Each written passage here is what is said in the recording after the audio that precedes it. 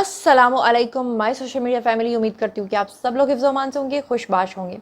सियासी तज्ज़ियों और तबसरों के साथ आपकी खिदमत में हाजिर हूँ। आज बहुत बुरी बुरी खबरें भी हैं और आज बहुत अच्छी अच्छी खबरें भी हैं। तो पहले बुरी खबरों से शुरू करते हैं, फिर अच्छी खबरों की तरफ चलते हैं और कुछ मिक्स एंड मैच खबरें भी हैं। तो चलिए जनाब, शुरू करते हैं पहली खबर से। और पहली खबर में ही मैं आपको डराने वाली हूँ। मुझे पता है कि हुकूमती अहलकारों के लिए, हुकूमत के लिए ये खुशखबरी है, लेकिन आप जो आम आवाम है, ऑब्वियसली वो टैक्स से घबराते हैं, तो उनके लिए ये खुशखबरी नहीं है। तो चलिए जनाब, दिल थाम के आप लोग सुन लीजिए। सबसे पहले आपको बता दूं कि चेयरमैन जो FBI हैं, उनका एक दो टोक बयान आ गया है। उसमें उन्होंने कहा है कि 14 अक्टूबर के बाद टैक्स गोशवारे जमा ना करवाने वालों के खिलाफ कार्रवाई होगी। और इसकी जो तफसीलात हैं ज़रा वो भी सुन लीजिएगा। Chairman federal board of revenue यानी कि FBR राशिद लंगड़ियाल जिनका नाम है, उन्होंने कहा कि हम इसी साल ऑडिट कैपेसिटी बढ़ा रहे हैं। टैक्स लायबिलिटी के लिहाज से अंडर फाइलिंग का मसला है। इनकम टैक्स में बुनियादी मसला अंडर फाइलिंग का है। उन्होंने कहा कि जनाब, एक बयानिया बनाया गया कि चंद फीसद लोग टैक्स देते हैं। ये बात दुरुस्त है कि कम लोग टैक्स देते हैं। उन्होंने कहा कि 40 लाख घर ऐसे हैं जिनमें एयर कंडीशनर लगा हुआ है। 30 लाख के करीब लोगों को टैक्स लाइबिलिटी बनती है। उन्होंने कहा कि हमारे यहाँ लोगों में सच बोलने का रुझान बहुत कम है। हमने कंपनियों के डिक्लेयर्ड सेल टैक्स का मुआवजा भी किया है। और बहरहाल ये बहुत लंबी डिटेल है, लेकिन मैं सिर्फ इतना बता दूं कि उन्होंने कहा है कि एमनेस्टी देने का हक किसी को भी नहीं है। सेल्स टैक्स कवानीन के तहत गलत डेटा देना क्रिमिनल ऑफेंस है। और उन्होंने कहा कि बैंक डकैती करने और इनकम टैक्स में गलत डेटा डालने में कोई फ़र्क नहीं है। उनका कहना था कि हमने कुछ केसेस में पूरी प्रोसिक्यूशन जो है वो नहीं की है। तो लिहाजा उन्होंने धमकी जनाब ये दे दिया है कि 14 अक्टूबर के बाद टैक्स गोशवारे जमा ना करवाने वालों के खिलाफ कार्रवाई होने जा रही है। तो ये तो हो गई जनाब पहली खबर। दूसरी खबर जो आपके साथ शेयर करनी है वो भी थोड़ी सी अच्छी नहीं है। वो ये है कि इंटर बैंक में डॉलर जो है वो मज़ीद महंगा हो गया है। तीसरी खबर कि स्टॉक एक्सचेंज 86,000 की सतह को अबूर करने के बाद फाइनली जो है वो कारोबार का जो ये वाला दिन गुजरा है ये मनफी गुजरा है और 100 इंडेक्स कमी जो है वो उसमें देखने में आई है।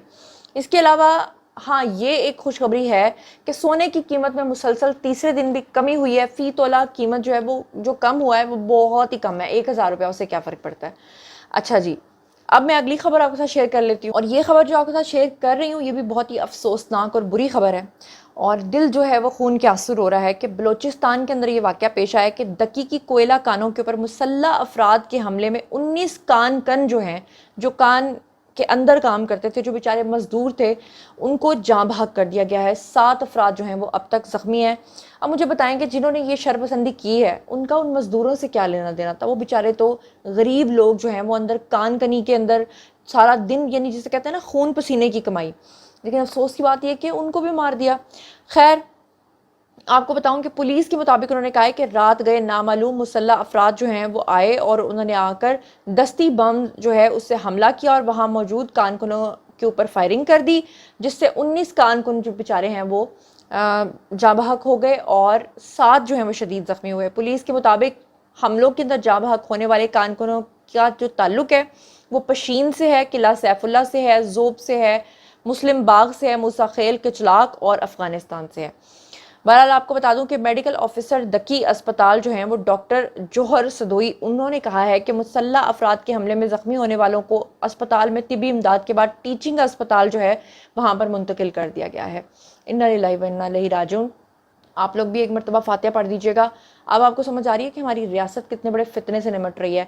अब जैसे जैसे ये अक्टूबर का महीना आ गया है और जैसे जैसे ये OIC का इजलास हो रहा है, जैसे जैसे सऊदी अरब के अभी लोग आए हुए हैं, उन्होंने आकर अरबों रुपए की पाकिस्तान के साथ सरमायाकारी की है। 27 मुफाहमतों के ऊपर जो याददाश्तें हैं उनके ऊपर मुफाहमतें की हैं।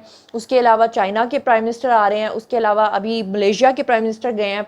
तो ऑब्वियसली जो बाहर बैठी हुई ताकतें हैं उन्होंने पाकिस्तान के अंदर ये चीज़ें करनी है अनस्टेबिलिटी दिखाने के लिए, कि अल्लाह माफ़ करे कि वो दिखा सकें कि पाकिस्तान कितना अनसेफ है। आप लोग जो अपनी सरमायाकारी कर रहे हैं वो करना छोड़ दें, जबकि होगा नहीं। चाइना ने बयान दे दिया है कि जनाब जो लोग ये चाह रहे हैं ऐसा हो नहीं सकता। दो और बहुत सैड न्यूज़ आपके साथ शेयर करने जा रही हूँ। एक ये कि कायदे आज़म यूनिवर्सिटी के अंदर 2 लसानी तलबा तंजीमों के अंदर तसादुम हुआ और फायरिंग से मुतअद्दिद तलबा जो हैं वो ज़ख्मी हो गए। अब अंदाज़ा करें कि कॉलेजेस और यूनिवर्सिटीज़ में भी लसानियत की बुनियाद पर जो है वो लोग लड़ रहे हैं। अल्लाह معاف کرے کہ یہ نہیں سوچتے کہ ہم سب سے پہلے مسلمان ہیں پھر ہم پاکستانی ہیں۔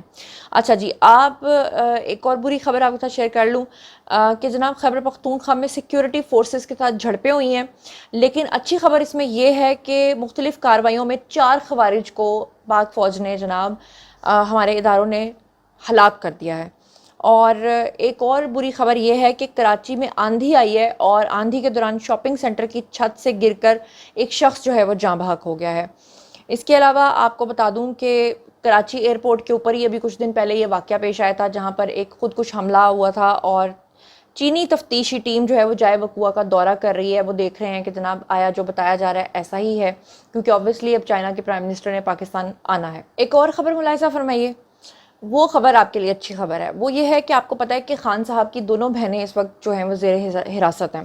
تو اب علیمہ خان اور عظمیٰ خان جو ہیں ان کے خلاف عدالت کے اندر ایک شخص جو گواہ ہے وہ پیش ہو گیا ہے، اور اس نے گواہی بھی دی ہے ان کے خلاف۔ اس نے کہا ہے کہ جناب یہ دھرنے جلسے کے لیے جو ہمیں لے کر گئے تھے اس میں بارودی مواد جو ہے وہ ہمیں مہیا کیا گیا تھا، اور ہمیں کہا گیا تھا کہ آپ لوگوں نے وہاں جا کر اشتعال پھیلانا ہے، پولیس کے اوپر پتھراؤ کرنا ہے۔ انہوں نے کہا کہ ہم نے علیمہ خان اور عظمیٰ خان کے دیے ہوئے بارودی مواد سے یہ سب کچھ کیا، اور شریک ملزم نے یہ بیان دیا کہ علیمہ خان عظمیٰ خان نے دھماکہ خیز مواد جو ہے وہ ہمیں فراہم کیا، اور ڈی چوک پہنچ کر پارلیمنٹ پر بارودی مواد ہم نے استعمال کرنا تھا پارلیمنٹ کے اوپر۔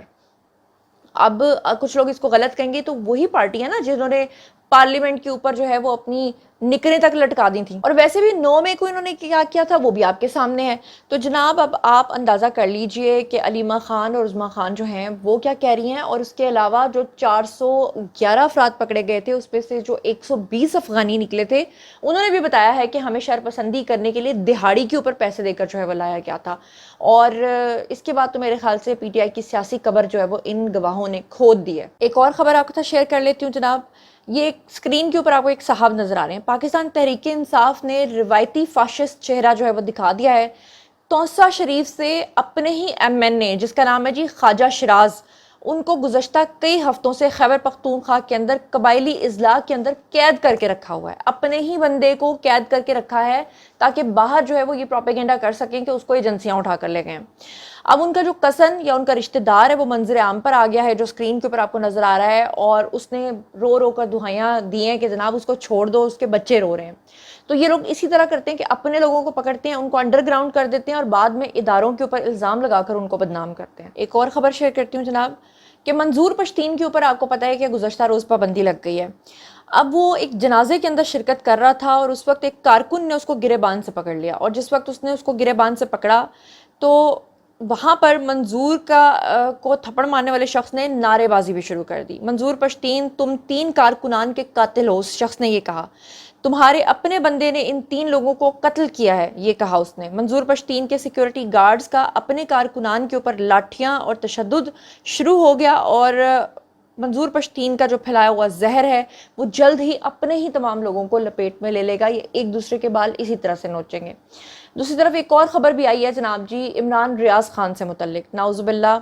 عمران ریاض خان جیسے شیطانوں کو دیکھ کر میں سوچتی ہوں کہ داڑھی رکھنے سے کوئی انسان کا بچہ نہیں بن جاتا۔ یقین کرے کہ یہ شخص جب گیا، جب حراست میں تھا، سب سے زیادہ اس کے لیے میں نے دعائیں کی کہ یا اللہ پاک خیریت سے واپس آ جائے۔ کبھی پی ٹی آئی والے کہتے تھے اس کی زبان کاٹ دی گئی ہے، کبھی کہتے تھے اس کی سماعت سے یہ محروم ہو گیا ہے، کبھی کہتے تھے تھتھا ہو گیا بیچارہ، تھتھلا کے چلتا ہے، چلتا نہیں سوری بولتا ہے۔ مطلب کیا میں آپ کو بولوں کہ اس وقت مجھے کتنی اس شخص سے ہمدرد ہوئی تھی، اور میں نے سوچا تھا کہ واپس آئے گا تو شاید یہ شخص سمجھ جائے گا۔ نعوذ باللہ اس نے پھر سے توہین مذہب کیا ہے، اور اس نے نعوذ باللہ نبیوں کے ساتھ جو مشابہت ہے وہ نعوذ باللہ کی ہے عمران خان کی۔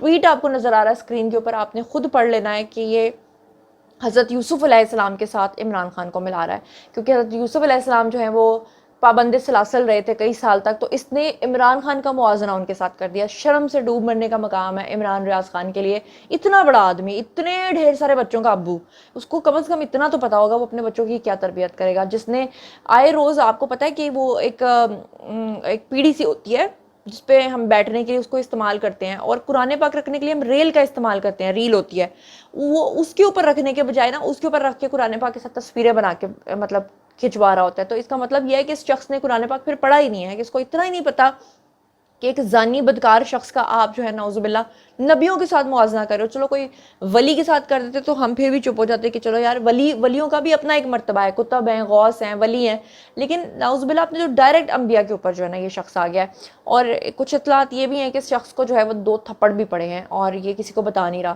اگر تو اس کو 2 تھپڑ پڑے ہیں تو پھر وہ صحیح پڑے ہیں, وہ زناٹے دار تھپڑ پڑے ہیں. لیکن افسوس کی بات یہ ہے کہ اللہ تعالیٰ نے خود ہی قرآن پاک میں کہا ہے کہ جن کے دلوں کے اوپر قفل پڑ جاتا ہے, تالے لگ جاتے ہیں, ان کو کبھی اس چیز کا خیال نہیں آتا. چلیں, جہاں اتنی بری بری خبریں آپ کے ساتھ شیئر کی ہیں وہیں پر 2 خوشخبریاں بھی جاتے جاتے آپ کے ساتھ شیئر کرتی ہوں جناب.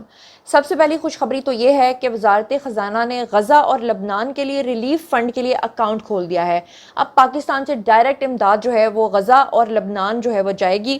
اور آپ کو بتا دوں کہ وزارت خزانہ نے غزہ اور لبنان ریلیف فنڈ کے لیے اکاؤنٹ کھولنے کا مراسلہ جو ہے وہ جاری کر دیا ہے, جس میں انہوں نے کہا ہے کہ فنڈ کے تحت جو ہے رقوم اسٹیٹ بینک اور نیشنل بینک سمیت تمام شیڈول بینک کے اندر جمع کرائی جا سکیں گی. غزہ لبنان ریلیف فنڈ کا انتظام NDMA کے پاس ہوگا.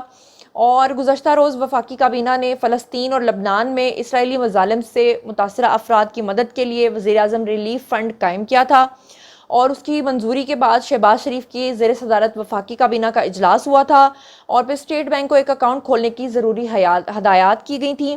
منصوبہ بندی کے وزیر احسن اقبال فلسطین اور لبنان کے لیے امدادی کارروائیوں کی نگرانی کریں گے اور امدادی پروگرام کا جو لائحہ عمل ہے وہ 3 دن میں تشکیل دینے کی ہدایات کرتے ہوئے صہیونی افواج کے زیر عتاب فلسطینی بھائیوں کی مدد کے لیے ہمیں بحیثیت قوم متحرک ہونا پڑے گا.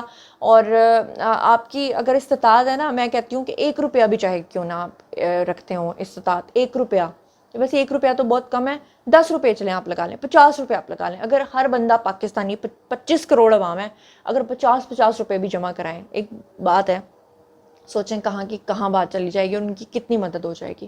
تو ضرور ریلیف فنڈ کے اندر جو ہے وہ آپ ضرور پیسے دیجئے.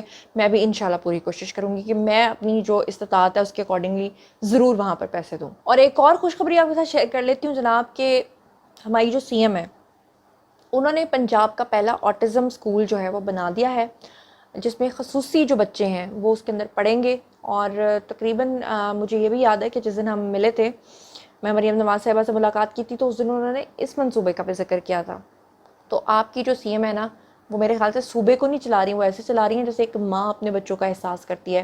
اسموگ کے لیے آپ کو پتہ ہے ہر سال نومبر اور اکتوبر کے مہینے میں اسموگ آ جاتی ہے, اسموگ کے لیے پہلے سے کام کر لیا ہے. آٹزم کے شکار بچوں کے سکولز بنا دیے ہیں, سڑکیں گلیاں مرمتیں صفائیاں, مطلب بجلی کے اندر 14 روپے کی ریلیف, اور کیا کریں آپ کے لیے, بائکس دے دی ہیں اور اسٹوڈنٹس کا اتنا خیال کیا ہے. تو اس کے بعد تو کوئی بات میرے خیال سے بچتی نہیں ہے. میرے خیال سے آج کے لیے اتنی خبریں کافی ہیں. مزید خبریں, ولاگز, انٹرویوز اور سیاسی تجزیے جاننے کے لیے میرے ساتھ کنیکٹڈ رہنا ہرگز مت بھولیے گا. چینل کو سبسکرائب کر لیجیے گا. اپنا بہت خیال رکھیے گا. اللہ نگہبان.